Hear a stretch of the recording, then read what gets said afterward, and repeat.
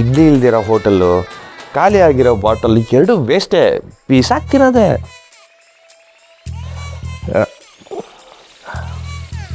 ಒಂದೇ ಒಂದು ರಿಕ್ವೆಸ್ಟು, ನೀವು ಕ್ಲೀನ್ ಮಾಡಬೇಕಾದ್ರೆ ಏನಾದ್ರು ಎಸಿಬೇಕು ಅಂದರೆ ನನ್ನ ಪರ್ಮಿಷನ್ ತಗೊಳ್ಳಿ. ಬಾಟ್ಲಲ್ಲಿ ಸ್ವಲ್ಪ ಎಣ್ಣೆ ವೇಸ್ಟ್ ಆದರೂ ಪ್ರಪಂಚಕ್ಕೆ ಲಾಸ್.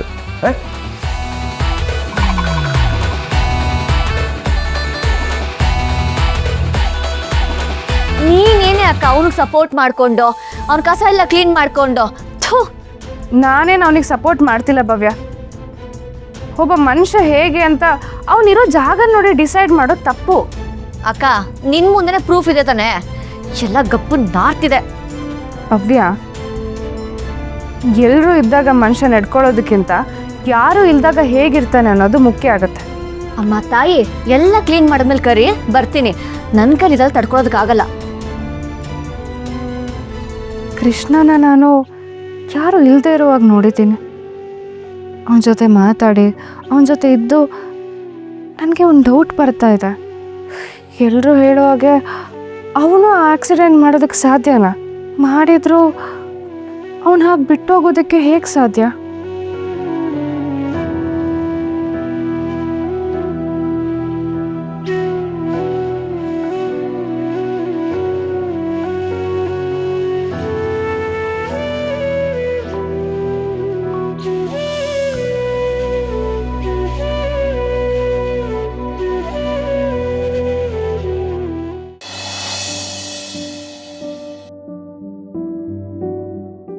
ಅಲ್ಲಲ್ಲೇ ಏನು ಖುಷಿಯಾಗಿದೆಯಾ? ಮಗನ ಕಳೆ ಎದ್ದೆದ್ದು ಕಾಣಿಸ್ತಾ ಇದೆ ನೋಡು. ನಿಜವಾಗ್ಲೂ ಚೆನ್ನಾಗಿ ಕಾಣ್ತಾ ಇದ್ದೀನ? ಏಯ್, ನನ್ನ ಮಗನ ಚಂದಕ್ಕೇನೋ ಸೂಪರಾಗಿ ಕಾಣಿಸ್ತಾ ಇದೆಯಾ. ಕಲ್ಯಾಣಿ ರೆಡಿ ಆಗಿದ್ದಾಳ? ಅವಳ ನೋಡಿದ್ರ, ಮಾತಾಡಿದ್ರ? ಹಾ ಮಾತಾಡಿಸ್ದೆ. ವಿನಯ್, ನಿನ್ನ ಬಗ್ಗೆ ಒಂದು ವಿಷಯ ಹೇಳ್ಬೇಕು ಕಣೋ. ನೀನು ನೋಡಿದ್ರೆ ನಂಗೆ ಎಷ್ಟು ಹೆಮ್ಮೆ ಅಂತ ಅನ್ಸುತ್ತೆ ಗೊತ್ತಾ? ನೀನು ಮಾಡಿರೋದು ಸಣ್ಣ ಕೆಲಸ ಅಲ್ಲ ಕಣೋ, ತುಂಬ ದೊಡ್ಡ ವಿಷಯ. ಎಲ್ಲೋ ಇದ್ದ ಕಲ್ಯಾಣಿನ ಈ ಮನೆಗೆ ಕರ್ಕೊಂಡು ಬಂದು ಅವಳಿಗೊಂದು ಒಳ್ಳೆ ಜಾಗ ಕೊಟ್ಟು, ಒಳ್ಳೆ ಹೆಸರು ಕೊಟ್ಟು, ಒಳ್ಳೆ ಲೈಫ್ ಕೊಟ್ಟಿದ್ಯಾ ನೋಡು. ಇದೆಲ್ಲ ಎಷ್ಟು ಜನಕ್ಕೆ ಬರುತ್ತೋ? ಆದರೆ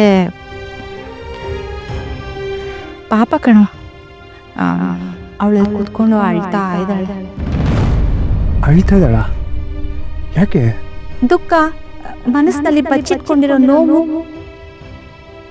ವಿನಯ್, ನಾನು ನೇರವಾಗಿ ಹೇಳ್ಬಿಡ್ತೀನಿ ಕಣ, ಅದು ತಪ್ಪಾದರೂ ಪರವಾಗಿಲ್ಲ ಆಯ್ತಾ?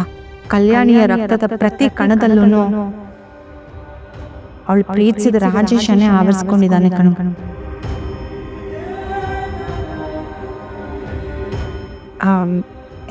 ನೀನೇನೋ ಪಾಪ ಅವಳನ್ನ ಈ ಮನೆಗೆ ಕರ್ಕೊಂಡು ಬಂದೆ, ಒಂದು ಒಳ್ಳೆ ಹೊಸ ಬದುಕನ್ನ ರೂಪಿಸ್ಕೊಟ್ಟೆ. ಆದರೆ ಅವಳು ನೋಡಿದ್ರೆ ಯಾವಾಗಲೂ ರಾಜೇಶ ಅಂತ ಜಪ ಮಾಡ್ತಾನೆ ಇರ್ತಾಳೆ. ವಿನಯ್, ನೀನು ಕೇಳಿದ್ಯಲ್ಲ, ನನ್ನ ಬಗ್ಗೆ ವಿಚಾರಿಸಿದ್ಲಾ, ಕೇಳಿದ್ಲಾ ಅಂತ? ಸಾರಿ ಕಣೋ, ಕೇಳೋದ್ರಲ್ಲಿ ಅವಳಿಗೆ ನಿನ್ನ ಬಗ್ಗೆ ಸ್ವಲ್ಪನೂ ಯೋಚನೆನೂ ಇಲ್ಲ ಕಣೋ.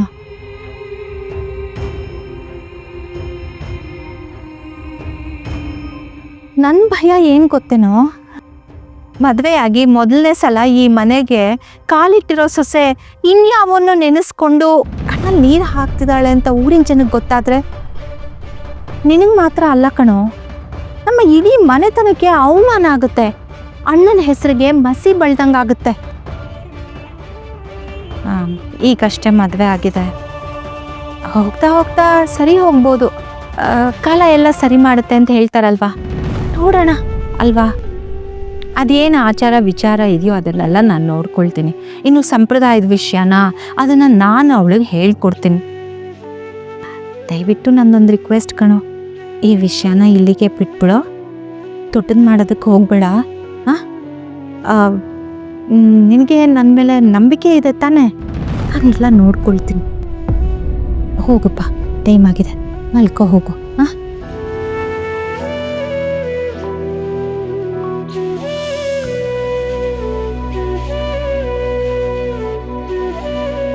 ಕಲ್ಯಾಣಿಯ ರಕ್ತದ ಪ್ರತಿ ಕಣದಲ್ಲೂ ಅವಳು ಪ್ರೀತಿಸಿದ ರಾಜೇಶನೇ ಆವರಿಸ್ಕೊಂಡಿದ್ದಾನೆ ಕಣ.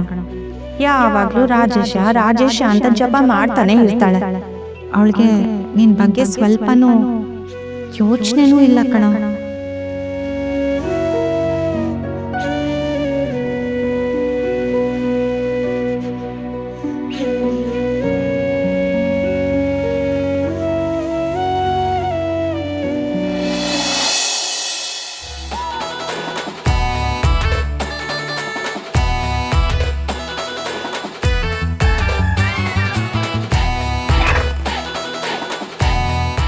ಕೃಷ್ಣ ಕೂಲ್.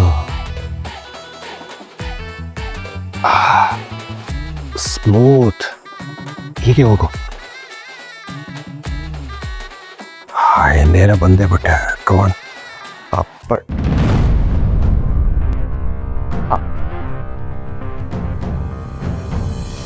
ಕಳಿಸ್ಕೊಡಿ. 3 months ಆಯ್ತಲ್ಲ, ಎಲ್ಲಿ ನಿಮ್ಮ ಅಕೌಂಟೆಂಟು? ನೋ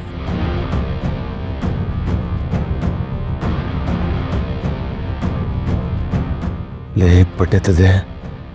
ಹೋಗಿ ಹೋಗಿ ಇಲ್ಲಿ ಬಂದು ತಗೊಳಕೊಂಡಿದ್ದಿಲ್ಲೋ. ಸಾಹಸ ಸಿಂಹ ಥರ ಮುಂದೆನೇ ನಿಂತಿದ್ದಾರೆ. ಮುಂದೆ ಹೋದ್ರೆ ಬೇಟೆನೇ ಆಡ್ಬಿಡ್ತಾರೆ. ಏನಪ್ಪ ಮಾಡೋದು? ಯಪ್ಪೋ ಡ್ಯಾಮ್.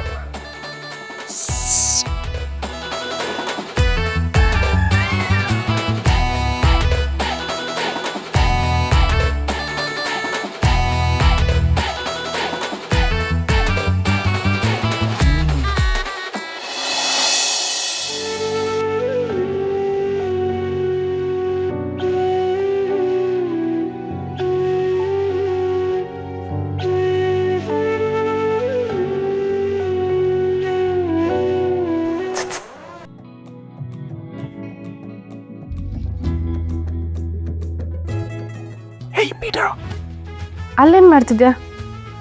ಬಾ ಒಳಗೆ.